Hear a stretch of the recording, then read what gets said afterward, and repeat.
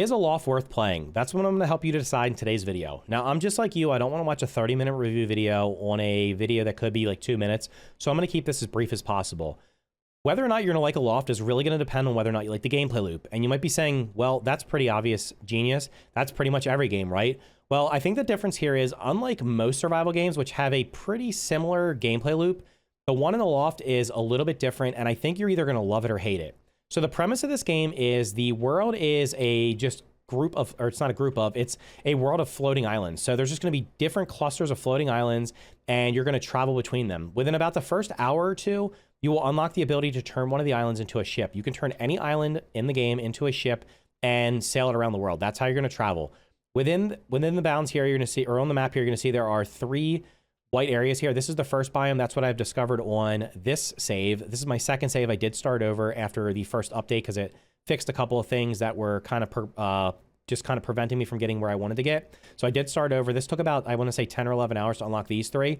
The next inner ring here is going to be the second biome, and then the outer ring here is going to be the third biome. The dark area is over here, and I believe the center area over here, the center ring, are inaccessible right now. I know these 2 are. I'm not sure about the center ring. I believe it is. So right now there's 3 biomes, and each of the biomes is going to have clusters of islands here. You're going to notice there's little, almost like little POIs here. These POIs are going to be things that you're going to unlock, which will help you progress through the game. So let me just give you kind of the gist of what you're going to be doing in here.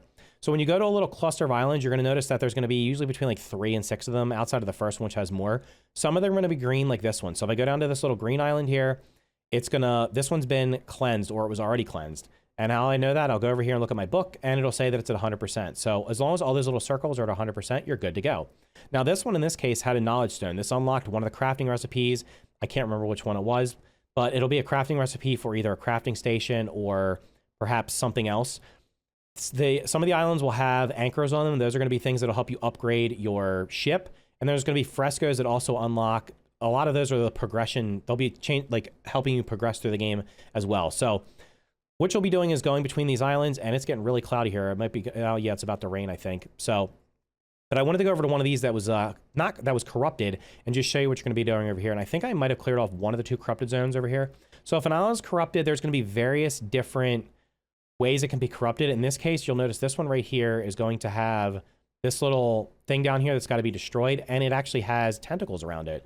So what I'll have to do is I'll have to go down there, pop the ball here, and there's one on the other side, and then the center area will open up, and I'll destroy that. Now, also going down here might unlock enemies. I'm not going to do this right now because I said I want to keep this in interest of time. I do want to see if I can spawn in any of the enemies. They should spawn in when I come down here, if there's any on the island.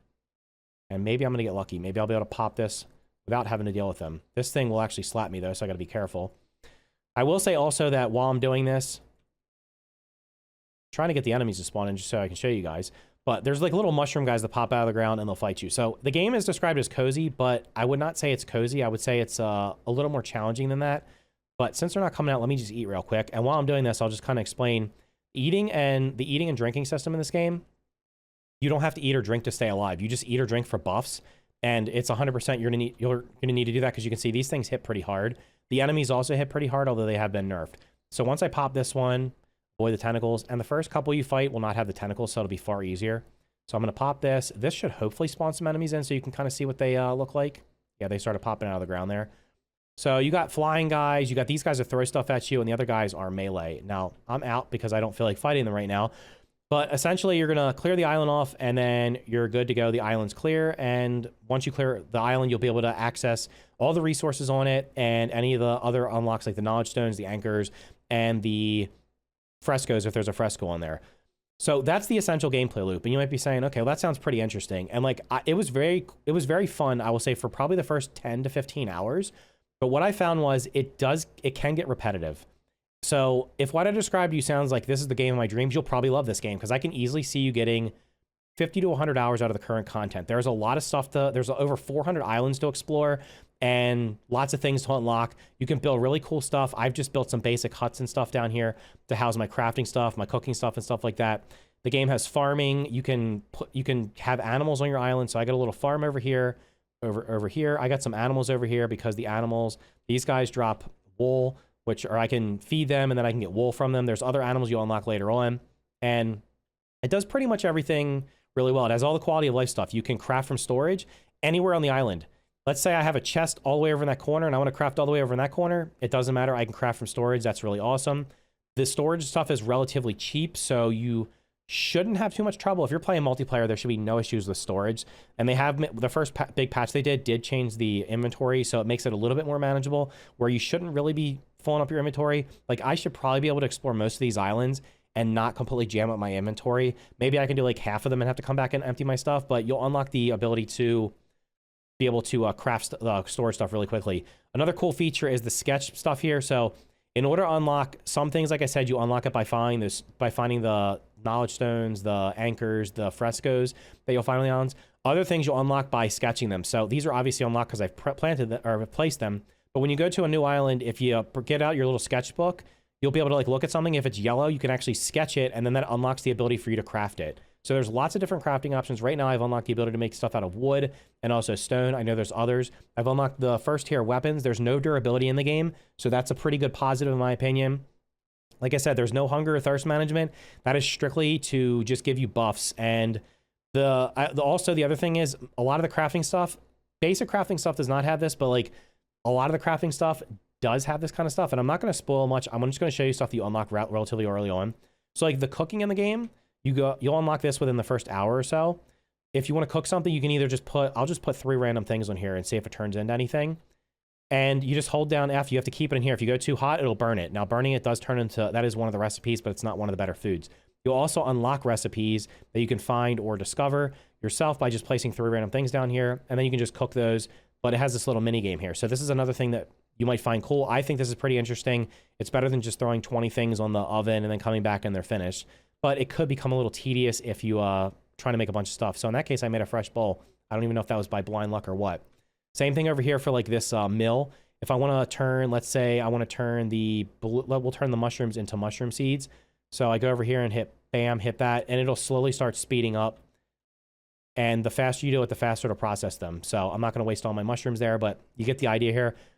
A lot of the crafting stations have that in the game where you have to kind of time things, which is pretty interesting.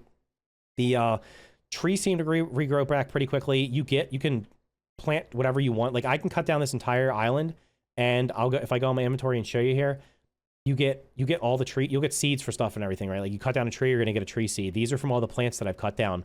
And there's like a ton. I'll just show you this real quick. This is really cool. Like if you want to like fully customize your island, you can do that. So like here's an example. Here's one of the plants. If I right click, different plant. These are all the different plants from this biome that I've chopped down and gotten seeds for. And then it'll give you different variations of them. So like the bush might look, maybe the first time that blue bush was huge, the next time it might be small, as you can see there. So that's pretty cool as well. You can because you can kind of customize where you have the trees, where you don't want them. So if there's a tree where you don't want it, you can move it. You can make paths like this with the little hoe tool, which is pretty cool. The game does have some secrets here. And again, I'm not going to give you a bunch of spoilers here. I just want to kind of show you. Most of the islands will have something like, it's over here somewhere. Where is it? This one had some buried treasure on it somewhere. I think it was over here. Yeah, right there. So there's going to be buried treasure on the island. Most of the bigger islands will have one little buried treasure spot, and they don't all look the same. That one just happened to be a circle of stone. Sometimes it's there's different shapes. You'll find them as you play through the game. Again, don't want to spoil too much. There's lots of crafting stations to unlock, and overall, it is a fun gameplay loop. It was for me for probably, like I said, about the first 10 to 15 hours. I really enjoyed it. Those are my thoughts on Aloft. Let me know in the comments down below if you'll be checking it out. It's available on PC via Steam right now. I'll leave a link for the game, the Steam page in the description down below if you want to check that out. If you found the video interesting, make sure to hit the like button. Consider subscribing for more content just like this. Thank you for watching, and I will see you in the next video.